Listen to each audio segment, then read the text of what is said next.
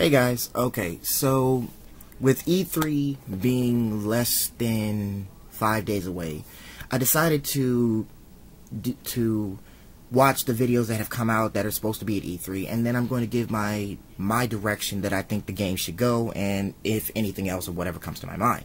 So with that, I'm actually, to starting off, I'm going to review the new Kingdom Hearts HD 2.8 prologue, and then I'm going to explain the exact story of all of it, and then explain how things are going to go between that and the line towards Kingdom Hearts 3. So, you know, stick with me for a bit. Peggy 12.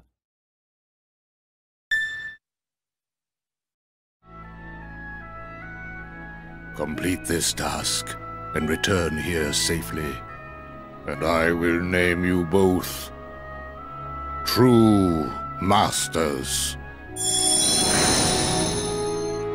Look out! You can leave this one to me.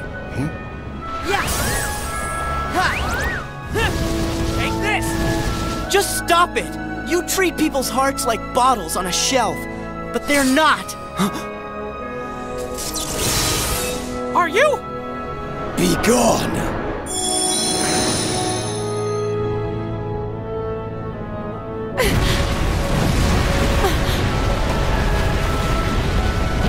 The road collapsed when the clock advanced. If only I made it in time. Not even memories are safe from the darkness.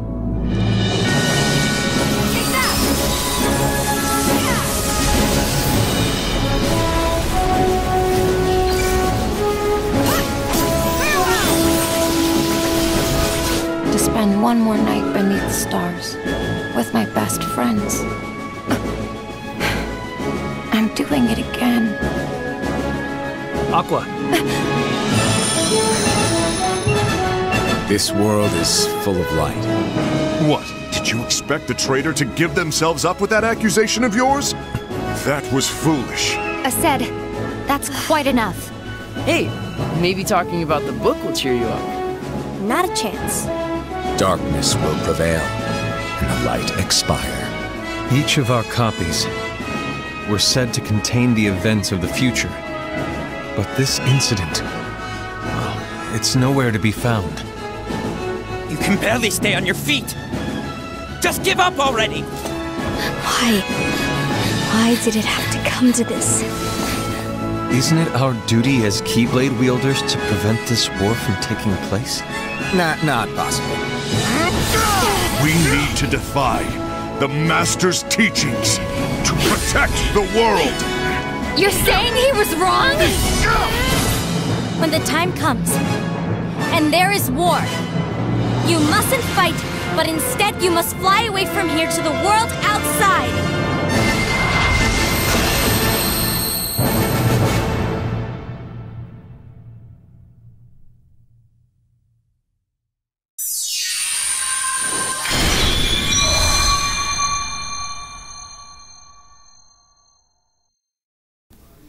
Okay, so pretty much what we got is pretty much what we already knew was going to happen. They're explaining more further details that's linking Kingdom Hearts, which the last Kingdom Hearts, which is Kingdom Hearts Dream Drop Distance, towards the events of Kingdom Hearts 3. That part we already know, and I'm pretty sure they're going to include a few more other things for the Kingdom Hearts 3D HD version. So we're really not going to talk. I'm not going to talk too much about that because it's really not that important. What is really making this game stand out, though, is that the Kingdom Hearts Birth by Sleep Point 2 is showing how Aqua's travels within the darkness have gone since the ending of Birth by Sleep Final Mix. Now, as you saw in the trailer, believe it or not, Terra is actually in the game, which it's either the original Terra or Terra Xehanort, who we know became, well, it might be, I'm going to say it like this, there's a chance that it will be just Terra's heart, because we know that in BBS, Aqua saved Terra Xehanort, erasing his memory, and then the only thing he knows is his name, and then thusly the events of Master Xehanort creating his own personal timeline began from that point. So that's pretty basic information from that point. Now, aside from the fact that the gameplay is actually pretty in sync, if I do say myself, you know, it definitely fits the place of where Kingdom Hearts 3 needs to go. And considering they already said we're not getting Kingdom Hearts at E3 this year, but we're getting more information as you can saw on the end of the video. It says that we will get Kingdom Hearts 3 information shortly after or during the release month of Kingdom Hearts HD 2.8, which is scheduled for December of this year. Although no concrete release date is announced, we might get something at E3, but I'm not going to push the issue on that because two things. One, I'm focused on primarily questioning why Square Enix is so focused on developing HD versions of multiple Final Fantasy games, refusing to make Final Fantasy games new. But I mean, we know that Final Fantasy 15 is coming out September 30th of this year. We got that. That's fine. We're probably going to get some gameplay for that too. But for the simple fact that they had ample opportunity to put the HD versions of Kingdom Hearts on PS4 prior to 2.8, it's kind of ridiculous to me because they had the time and they had the ability, because I saw no real reason to put, you know, 2.5 and any other HD version, HD 1.5 on PS3, because let's look at it like this. PS3 was already ending prior to the releases of those games, so there was no real reason to release games. I think they just want to have a Kingdom Hearts game on every console, except for this, in this particular case, because Kingdom Hearts 3 is going to be on Xbox One and PS4, and Kingdom Hearts HD is going to be on PS4. 2.8 is going to be on PS4, I'm sorry. So, my gathering from this is just a lot of information that we've gotten from this trailer is actually leading towards the adventures of Kingdom Hearts Birth by Sleep, and then continuing from there, because as you saw in the final end, in the near ending of the trailer, it shows an Organization 13 member, and by the sounds of how playful this character's voice is, I'm not leaning towards that this is Axel, because I know for a fact that Axel, or Lee in this case, is in Kingdom Hearts Birth by Sleep and meets and befriends Ventus, yada yada yada. So with that being said, this makes me think that this is another Xehanort, but with a more playful demeanor. Now, with that being said, it's possible that from the Kingdom Hearts 3 trailer that we saw a few months back, it's possible that the Xehanort that we saw in that is from Kingdom Hearts 3, but it's probably showcasing a younger version of him or an older version who has a much more playful personality. So, leaving it at that much, what I expect from Kingdom Hearts HD 2.8, I think it's going to fill in the blanks for a lot of things going on in Kingdom Hearts. For one, it's going to explain how the Keyblade War came about. It's going to explain who the Truth Seekers are. It's going to explain more about Keyblade Masters, the corrupted Keyblade Masters. And as you saw at the end of the trailer, I cannot remember the girl's name, but as you can see, she gave a speech telling others instead to fight in the Keyblade War, to venture out and live their own lives.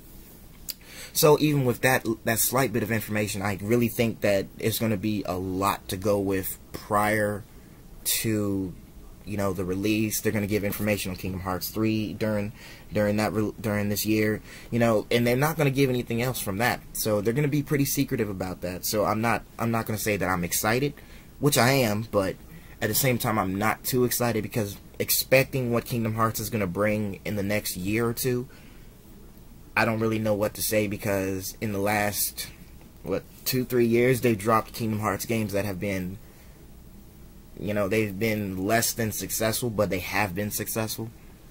I mean, I think a lot, but the real thing here is, I'm going to say it like this before I cut it off. A lot of fans have questioned Square Enix and their integrity for the simple fact that the first time they revealed Kingdom Hearts 3 was back in E3 2013, which was a good year and a lot of good stuff happened. But aside from 1.5 HD remix, 2.5 HD remix, and the fact that, you know, they had Kingdom Hearts Unchained X or Key or whatever the hell you want to call it. They could have put these games on different platforms. You know, personally, I would not have mind if they put Kingdom Hearts Unchained on 3DS, because I would have actually paid $40 for that, to be completely honest. And as for HD 1 and 2.5, they had the opportunity to put those on PS4, but they said they rushed development for it. So that lacked a lot for them. So, you know, making that mistake and other mistakes that were made makes it a lot harder for them to get their games together. And the fact that it feels like they're dragging their feet with this game, because, you know, Tetsuya Nomura left Final Fantasy 15, but his name is still going to be on the game to work on Kingdom Hearts 3. But at the same time, I feel like there's a number of reasons why, if he left Final Fantasy 15, there's no reason that Kingdom Hearts 3 should have already had like 4 or 5 trailers revealed in the last 2-3 years. And it has only had about 4 or 5 trailers in the last 5 years. So even with that being said, I think that it's down to a personal level for Square Enix to, you know, really get their shit together.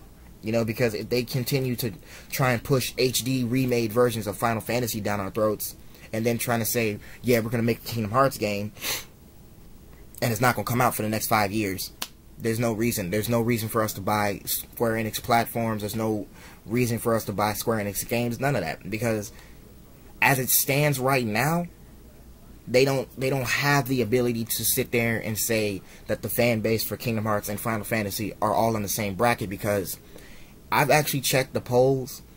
The polls for Final Fantasy and Kingdom Hearts altogether has gone down 45%. For the simple fact, a lot of people had their patience and they lost their patience, because they were dropping HD versions of this, HD versions of that, dropping shit games, and more shit games. The fan base is dropping as we speak, and if they don't have the fan base, they have no profit. And without no profit, there's no Kingdom Hearts, and there's no Final Fantasy. And Final Fantasy has been around for almost 30 years. Kingdom Hearts has been around for almost 15 years. So we have a lot to rock with here. And the fact that they acting as if they don't have the skills for this, it really just makes me think that they don't. Because I know what they're going to do, and I know what they want to do with their games, but they're not going to. So with that, that is my prediction, and that is my direction I think the games will go. So if you guys like that, comment, subscribe, and I'll see you next time.